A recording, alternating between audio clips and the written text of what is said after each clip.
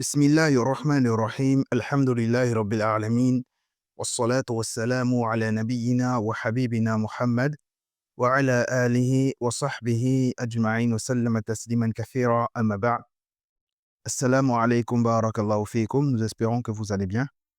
Inch'Allah ta'ala, dans cette vidéo, nous allons voir quelques spécificités de la lettre alif. Comme vous savez, la lettre alif est la première lettre de l'alphabet arabe. En langue arabe, nous avons 28 lettres. Et sur les 28 lettres, la lettre alif est la première lettre. Et cette lettre a plusieurs spécificités, plusieurs caractéristiques que nous devons étudier, Inch'Allah ta'ala. Dans notre formation Lire l'arabe en 20 cours, le troisième cours, nous avons vu la lettre alif et nous avons vu quelques spécificités de cette lettre. Nous avons dit qu'on devait mettre à votre disposition une vidéo dans laquelle on devait réviser les spécificités de la lettre alif en profondeur, Inch'Allah. Dans cette vidéo, nous avons choisi 5 spécificités que nous allons voir avec vous, qu'il est important pour toute personne qui apprend la langue arabe, aussi bien pour les niveaux débutants ou encore les niveaux intermédiaires. Sans plus tarder, nous allons commencer notre cours. Nabda wa ala barakatillah. Bismillahirrahmanirrahim. Au nom d'Allah, le tout miséricordieux, le très miséricordieux. Quelques spécificités de la lettre alif à connaître. La première spécificité est la suivante. La lettre alif fait partie des 6 lettres qui ne peuvent pas être touchées avec la lettre suivante. Il faut savoir qu'en langue arabe, sur les 28 lettres, nous avons 6 lettres qui n'acceptent pas de toucher la lettre qui est à côté d'elle. C'est-à-dire, lorsque nous avons cette lettre-là, ces 6 lettres-là, elles ne doivent pas toucher la lettre qui est à côté. Et la lettre alif fait partie de ces lettres-là. Nous allons, Inch'Allah, rappeler ces 6 lettres. Nous disons les 6 lettres sont les suivantes. Premièrement, nous avons la lettre alif. La lettre alif que nous étudions en ce moment fait partie de ces 6 lettres. Ensuite, nous avons la lettre dal qui fait partie de ces 6 lettres. Ensuite, nous avons la lettre dal. Ensuite, nous avons la lettre ra. Ensuite, la lettre zain. Ensuite, la lettre waou. Voici les 6 lettres de l'alphabet arabe que vous devez connaître. Lorsqu'elles sont là, elles ne doivent pas toucher la lettre qui est à côté d'elles.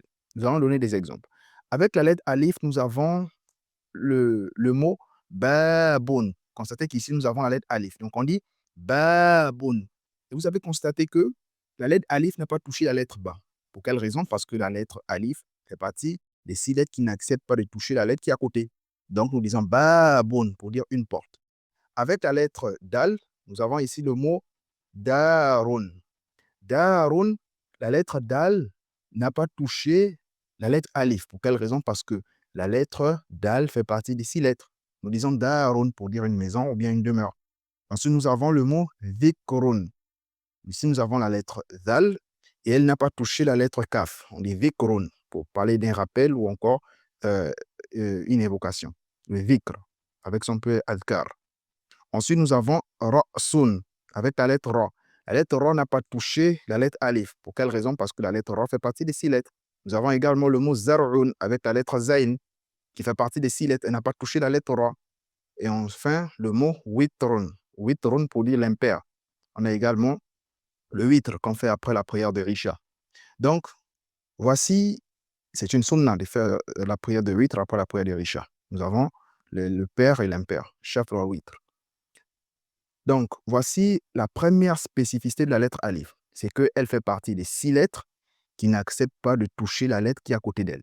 Les 6 lettres sont alif, dal, zal, ra, zain, waou. Et lorsque nous allons voir la lettre alif avant ou bien que ce soit au début, au milieu d'un mot, elle ne doit pas toucher la lettre qui est à côté d'elle. C'est la première spécificité. Nous passons à la deuxième spécificité. Nous disons, la lettre alif sert à prolonger la fatha pour le son A, tout comme la lettre ya sert à prolonger le son I, ou la lettre waou sert à prolonger le son OU. Qu'est-ce que ça signifie? Il faut savoir qu'en langue arabe, nous avons ce qu'on appelle les harakat, les voyelles ou bien les accents. Nous avons étudié les harakat de notre formation maîtriser l'alphabet arabe. Nous avons déjà vu la haraka de la bomma, de la fatha, de la kasra et la haraka soukoun. Mais lorsque on va voir la haraka de la fatha, il est possible de tirer cette haraka-là. Par exemple, je peux dire ba, ta, tha, ja, ra. Et pour tirer cette fatha-là pour le son A, j'utilise la lettre alif. Regardez, nous avons un exemple ici. Par exemple, je vais dire taj. Vous voyez ici, j'ai mis la lettre alif. Donc, je vais tirer taj. Pour quelle raison? Parce que la lettre alif permet de tirer la fatha pour le son A. Ici également, aba. Vous voyez, ici, on a tiré a, ba. Pour quelle raison? Parce que la lettre alif permet de tirer le son A. Taj, c'est une couronne. Aba, c'est pour dire des paires, plusieurs paires. Nous avons également le mot jaba. Jaba, vous voyez ici, j'ai mis la lettre alif. Pourquoi? Parce qu'elle sert à tirer, à prolonger la fatha pour le son A. Nous avons dit que la lettre, ici, nous disons la lettre ya. La lettre ya sert à prolonger le son i. Elle sert à prolonger le son i. Parce que la lettre alif sert à prolonger le son a, mais il faut savoir que la lettre ya sert à prolonger le son i ou bien la kasra. Regardez, nous avons des exemples ici. Lorsque je vais dire ahi, vous voyez ici, je vais tirer ahi. Ou bien lorsque je vais dire abika, regardez ici, abika. Donc, la kasra, si je vais tirer la kasra, c'est avec la lettre ya. C'est juste une parenthèse. Nous disons également, la lettre waou sert à faire quoi? Elle sert à tirer ou à prolonger le son ou. Elle sert à tirer ou à prolonger le son ou. Nous avons également des exemples. Si on dit par exemple, choboub, choboub, vous voyez ici, j'ai mis la lettre waou. Elle a tiré quoi? Elle a tiré le son ou encore la bombe. Pareil que kharajou, kharajou pour dire ils sont sortis. Par exemple, kharajou minal masjidi, ils sont sortis de la mosquée. Kharajou minal bayti, ils sont sortis de la maison. Donc voici les deux spécificités de la lettre alif que vous devez connaître. Ensuite, nous passons à la troisième spécificité. Nous disons, lorsqu'on souhaite obtenir le son A, le son I ou le son ou encore le son neutre avec la lettre alif, il est généralement nécessaire. On dit bien généralement nécessaire de faire quoi? D'y ajouter une hamza. Voici la hamza. On appelle ça la hamza. Donc, il faut généralement ajouter la hamza. Soit on va ajouter la hamza au-dessus ou encore en dessous du alif. Qu'est-ce que ça veut dire de manière simple? Il faut savoir que vous savez que nous avons les harakat en langue arabe. Et lorsqu'on va appliquer la haraka de la fatha, de la kasra ou bien de la dhamma ou la haraka sukun, sur la lettre alif, nous devons ajouter une hamza de façon générale. Par exemple, si je veux dire A, je dois mettre un alif, une hamza et la fatha. Si je veux dire I, je dois mettre un alif, une hamza en bas et une kasra. Si je veux dire ou, je dois mettre un alif, une hamza et une dhamma. Et si je vais également mettre le son muya ou le son neutre, je dois mettre un alif, une hamza et sukun. Nous allons donner des exemples, ça va être clair, Inch'Allah. Nous disons, ici avec le mot ummun, regardez, j'ai un alif, j'ai une hamza et j'ai la dhamma. Parce qu'on a dit, il faut généralement, de façon nécessaire, c'est vrai qu'il y a des exceptions, comme le mot ismun, un nom, ithnan pour dire deux. Donc, il y a des exceptions.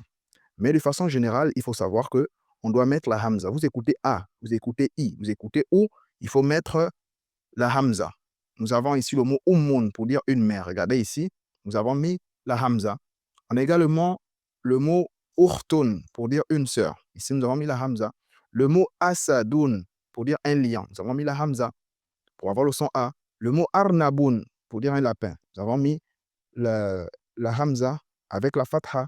Il ne faut pas tout simplement mettre un alif et mettre une fatha ou bien une kasra ou bien une dhamma. Il faut toujours mettre la hamza. Avec la kasra ici, nous avons le mot ikhwan. Ikhwan pour dire des frères. Donc ici, on a la lettre alif qui porte la hamza et la kasra. Iblis, que nous connaissons, shaitan. Nous avons le alif, nous avons la hamza et la kasra. Vous voyez, ici avec la dhamma pour le son ou, avec la fatha pour le son a, avec la kasra pour le son i, nous avons ajouté une hamza. Avec le son muya également et le son neutre, il faut regarder, Inch'Allah, notre cours 3 sur la formation maîtriser l'alphabet arabe pour savoir comment lire avec le soukoun. Parce que pour lire avec le soukoun, il faut faire comme une petite pause. Par exemple, ici, je vais dire bas. Je vais dire bas. Je ne vais pas dire basse. Je vais dire bas. Ici, je vais dire thar. Pourquoi? Parce que nous avons ici la lettre alif, la hamza et le soukoun. On fait une petite pause avant de lire la lettre qui vient après. Je vais dire bas. Ici, je vais dire thar. Thar. Donc, lorsque je vais mettre le soukoun, je vais mettre la kasra, la fatha ou la dhamma. Sur la lettre alif, il faut généralement que je mette une hamza. On continue avec la quatrième spécificité. Nous disons, la lettre celle-là. Il faut bien vous concentrer ici. Cette lettre-là, on a dit cette lettre qui ressemble à la lettre IA. Il faut savoir que cette lettre-là ressemble à cette lettre-là. Ça, c'est la lettre IA. Et lorsqu'on constate, c'est comme si ce sont deux lettres jumelles. Mais ici, il y a 2 points, ici, il n'y a pas de points. Cette lettre-là, ce n'est pas un IA. C'est vrai qu'elle ressemble à IA, voilà pourquoi on a dit ici, mais sans ces 2 points en dessous. On l'appelle quoi? On l'appelle Alif Maksoura. Cette lettre-là s'appelle Alif Maksoura. Mais pourquoi on voit cette lettre-là?